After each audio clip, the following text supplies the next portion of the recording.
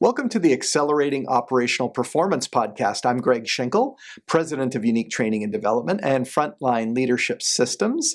And of course, our mission here at the AOP podcast is really to provide you with some tools and techniques for accelerating some of the projects and initiatives that you're launching to help you with your own personal career development and, of course, get more done with less stress. I'm excited about today's guest. It's Chris Taylor, who is the founder and president of Actionable.co. So let me talk to you about Chris. Chris is passionate about helping leadership and change consultants move beyond edutainment and truly demonstrate the impact of their work. He believes that great consultants don't just deliver content, they drive real, measurable change. And that's where Actionable comes in. Chris and his team provide consultants with the technology, training, and community they need to prove the value of their programs and deepen client relationships.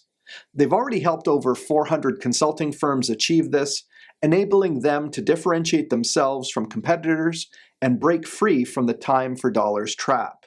With a focus on founder-led firms, Chris works with small cohorts to help them transform their value proposition and build truly impactful businesses. And you can always check out Chris at his website, www.actionable.co.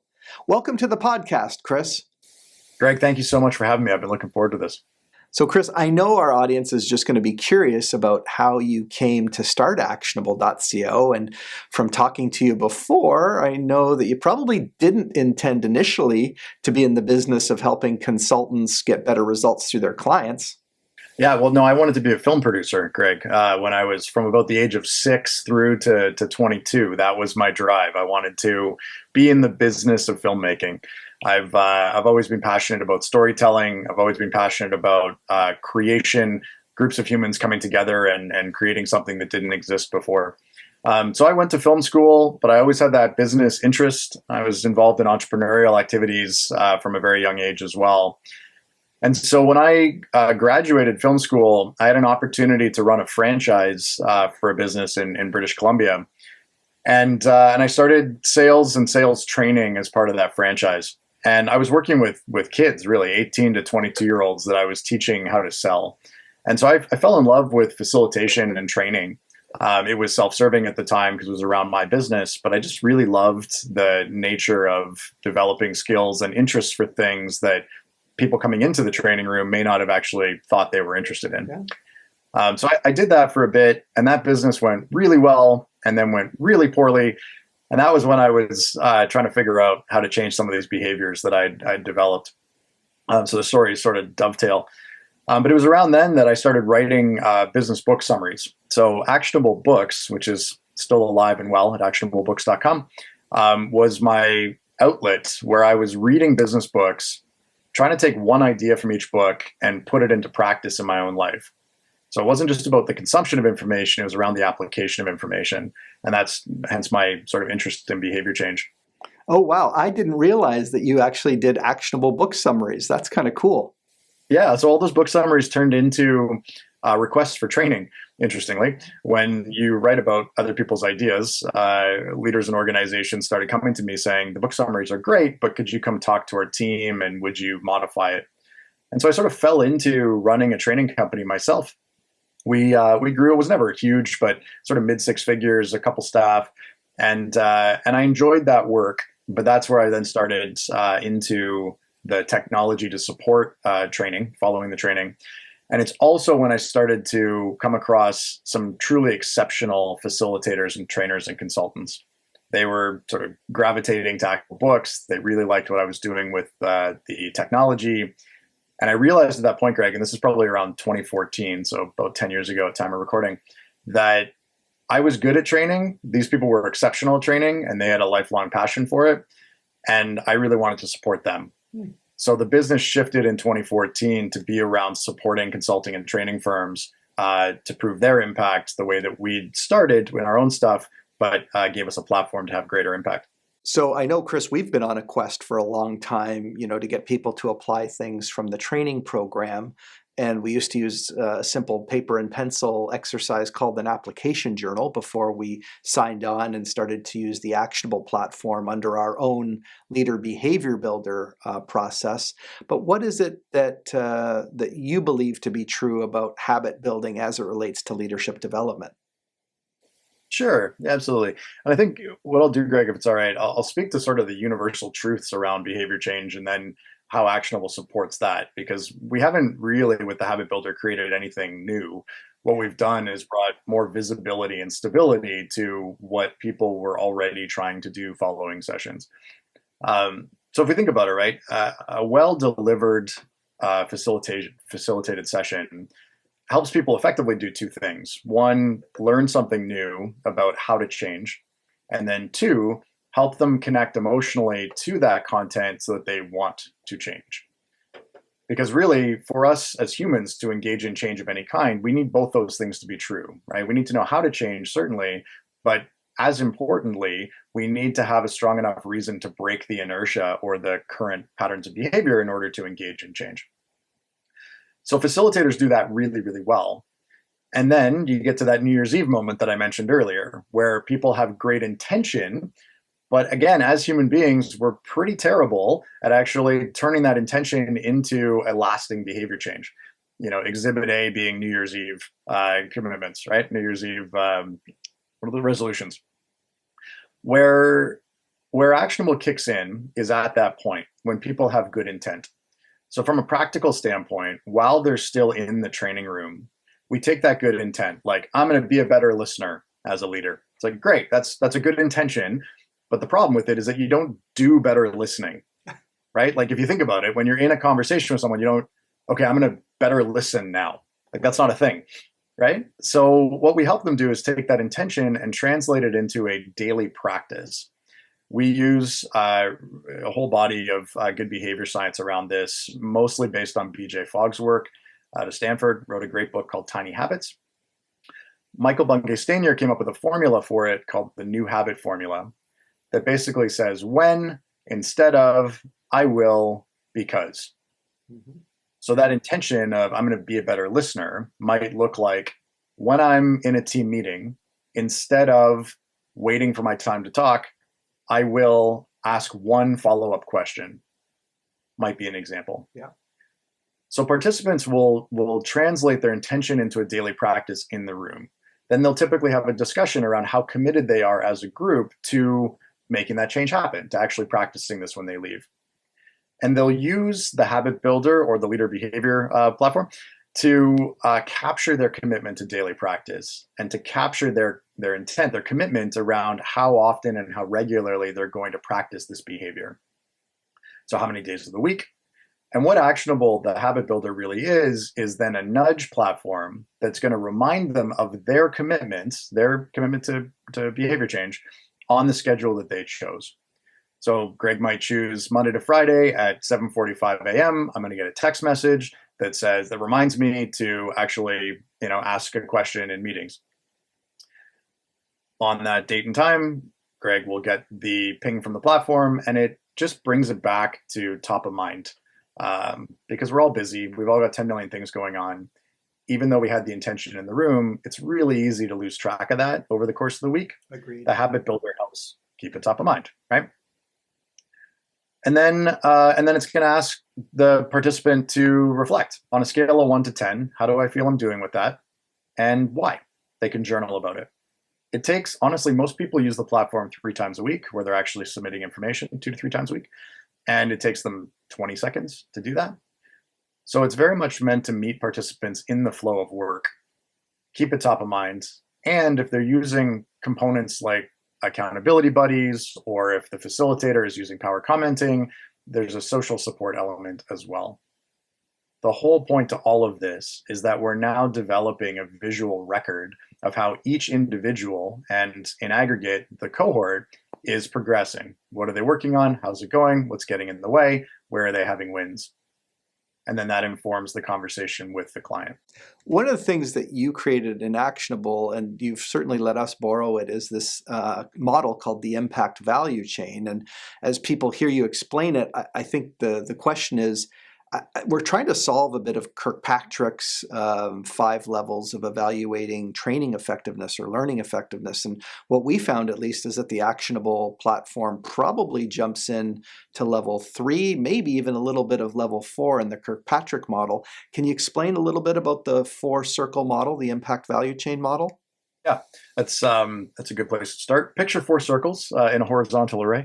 If we think about this, what the impact value chain is doing is providing a fairly simplistic visualization of what training programs are supposed to do in context to strategic priorities. So in the circle on the left, far left, you've got strategic priorities. Now, strategic priorities, oh, and then at the other end, so on the far right, you've got the learning intervention, whatever that happens to look like. These two things are connected, or they should be, but there are a couple of links in between. And one of the reasons we've found why it's so hard to quantify the impact, like to get a hard ROI on training programs, is that it's not a one-to-one, right? There's time and steps between those two pieces. So let's start at the left. Achieving strategic priorities typically requires people to act in new ways, right? If we're trying to do something new, chances are we need new process, we need new skills, we need new cultural norms. We're not going to focus on the process side, we're focusing on the people side here. But the the circle rather, immediately to the right of strategic priorities is those things, the new competencies, the skills, or the cultural norms, if you will. So, let's make this real. If one of the strategic priorities is increased customer centricity, which is, we see all the time, but that idea of let's make our customers feel more loved, that's on the strategic side. Then the skills, competencies, cultural norms might include, greater empathy, better communication, leaders who support and recognize those skills. And again, most L&D or OD teams will have defined some of those competencies. Great. But in order to make competencies or skills a reality, we need behaviors to change. And that's the third circle. So from the left, second from the right. So behaviors are that third circle. And then in order to make behavior change happen, we need to know those 3 things that we were talking about earlier. We need to know how to change. We need to have a strong enough reason to want to change. And we need a path to get there. And that's the learning intervention.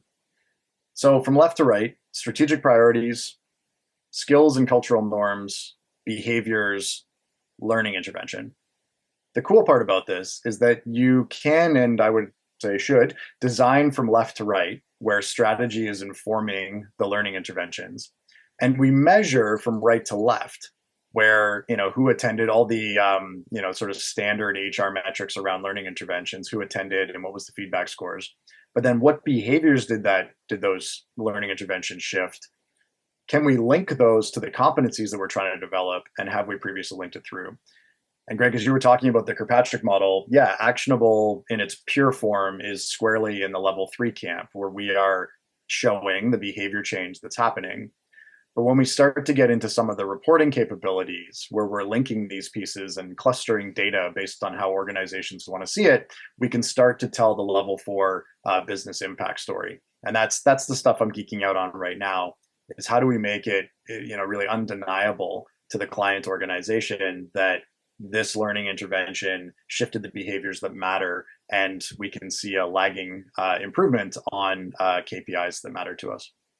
One of the aspects about Actionable that we are just beginning to think about, but I know you've used with other consulting partners that you guys support, is this idea of leader-led conversations or actionable conversations. And I think it would be helpful for people to understand how that reinforces the outcomes from the learning and the training.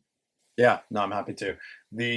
Okay, so if we think about a well-facilitated session, you've got the facilitator in the room helping people understand how to change and helping them find a reason why they want to change. Then the habit builder supports, makes it the path easier and clear around the change happening. But there is a de facto start and end date to that program, and good facilitators are expensive. And so that training is typically reserved for either infrequent or more senior people inside the organization.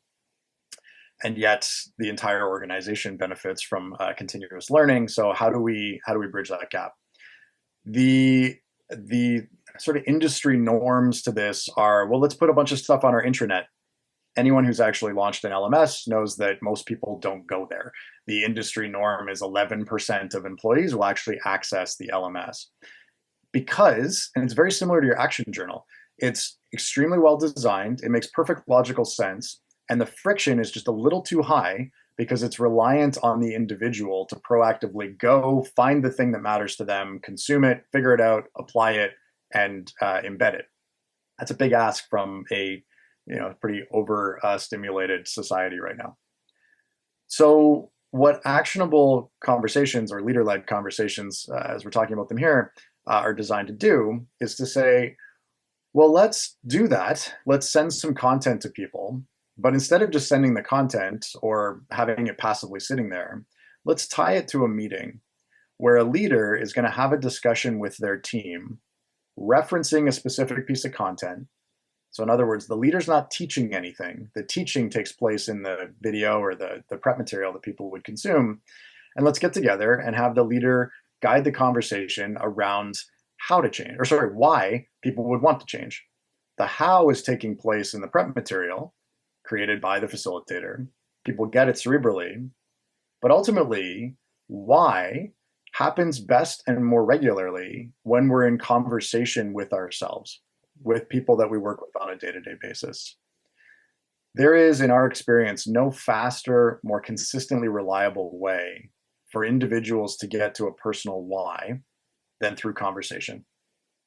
Conversation with a coach is awesome, but expensive and typically earmarked for more senior people, or conversation with colleagues, which can be largely inexpensive and actually has a higher sort of contextualization rate because we can use shorthand, we can talk about what happened with client A on Tuesday, it becomes very real. And what I found fascinating, Greg, is that we've got almost 9,000 sessions logged in the Actionable platform, so 9,000 workshops or leader-led conversations. Behavior change is actually slightly higher in leader-led conversations than in professionally facilitated sessions. I think that would probably be surprising to a lot of our listeners and to many practitioners. And I know I'm a little bit surprised, but what you're really doing is you're kind of injecting some learning into the regular cadence or frequency of these meetings.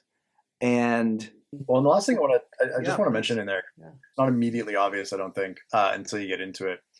If we think about most of the meetings that take place in our day-to-day lives with our teams, they're highly tactical, or we're on the receiving end of information, right?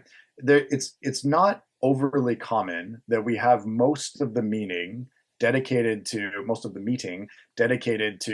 turning over an idea, sharing perspective, challenging assumptions, identifying where, if this applied, might actually create some gains for us. And so what we hear regularly from participants in those conversations is that it feels different. It feels inspiring, exciting, lighter. They feel more connected to each other. They feel more connected to the company's vision and where they're going. None of which is directly tied to the content. It's just the structure of having a conversation where we are actually giving people the space to find their own sense of meaning in that content. Yeah. I think what you're sharing there about using those actionable conversations or leader-led conversations is probably going to really make consultants think differently. And so that lends me to want to ask, what's one of the biggest obstacles or stumbling blocks that you see affects consultants and practitioners who are trying to make a big impact, and how does that affect their business? Lots and lots. I think I was thinking about this ahead of this call, though. The biggest thing I see from consultants, brand new consultants and highly experienced consultants alike, is an overemphasis on intellectual property, on IP, on the models, on the content, really, of what they're delivering. The people that are just starting out feel this great sense of imposter syndrome because they don't have a large library of IP. Those that are well established protect it fiercely and don't want anyone to see their IP until they get into it. It's not about the content. It's never been about the content, but in the age of AI and ChatGPT, it's now more than ever, what your client is buying is impact. And I think this is important for consultant and buyer alike to realign to the fact that the purpose of this program is to drive change. full stop. If it's not, then let's not call it training. That's a team building experience, and that's fine. There's a time and a place for that. But if we're calling it training, if we're calling it learning, the purpose is to drive change. And so as a consultant, just continuing to hammer that home that yes, having IP that you can pull from is important. The good news is it's now widely available. You can have a couple conversations with ChatGPT and create a module from a content standpoint. That doesn't differentiate you.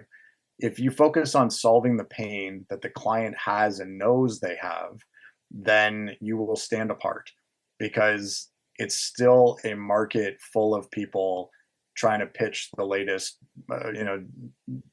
sort of derivative of the five dysfunctions. And it's all been done. Let's leverage the stuff that works well. Sure, put your own spin on it, but realize that the client's buying impact, not content. You're making a really good point there, Chris, because I often have said to clients in conversations before they're buying our solution, I'll say, look, you look at enough training programs, the bullets are very much the same between the different programs. So it's really what it's going to do for your business. And the other thing, I think that training is often seen as just this expense, but I'm challenging some clients these days to think of that person almost like you would think of a piece of equipment on the floor. And that's not to dehumanize the individual. It's just to say that that person you might be paying, several tens of thousands of dollars in salary or compensation to over a 10, 15, 20, 30-year time frame. So when you add all that up, that's almost the equivalent of having a $1 million or $2 million piece of equipment. And you wouldn't just run that thing for 20 years without doing some upgrades every once in a while. So I think really the focus now that we're trying to have with clients is, how do you want this to actually impact your business? What is the performance change you want to set? So it's not really the performance of the trainer, it's the performance of the individuals being trained, maybe performance and not performative. I think I really wanted to build off your last point there, Greg, because there's two thoughts. The sort of bumper sticker that went through my head is performance, not performative, when it comes to the actual work. So thank you for inspiring that. There's a blog post in there, I think. The other piece, though, you mentioned, we want to be aligned with, as important or as indispensable as a piece of automation equipment purchased at the shop. And I think it's a great comparison, because when you've got a business leader that goes, oh, I read this book, can we get some training on it? That's kind of like, I was at this trade show and I saw this awesome piece of technology, we should buy it. It's like, well, okay, but does it actually improve our current processes? Does it help us to, produce it cheaper or faster? Or is it just a shiny thing that's got 10% overlap with what we do and is largely a waste of money, but looks nice? Yeah. And I think there's a really strong parallel there to how a lot of training is purchased, right? So thank you. Thanks, Chris, so much for being our guest on the Accelerating Operational Performance podcast. Again, if you want to reach out to Chris Taylor and his team at Actionable, you can do that at actionable.co, not .com, but .co. And they'd love to have a conversation with you, especially if you're a consultant or practitioner who's looking at increasing the impact that you have on your clients. And so that brings our episode of the Accelerating Operational Performance podcast to a close. So again, we wish you all the success in making changes to your leadership approach so that you can have more success on your personal journey.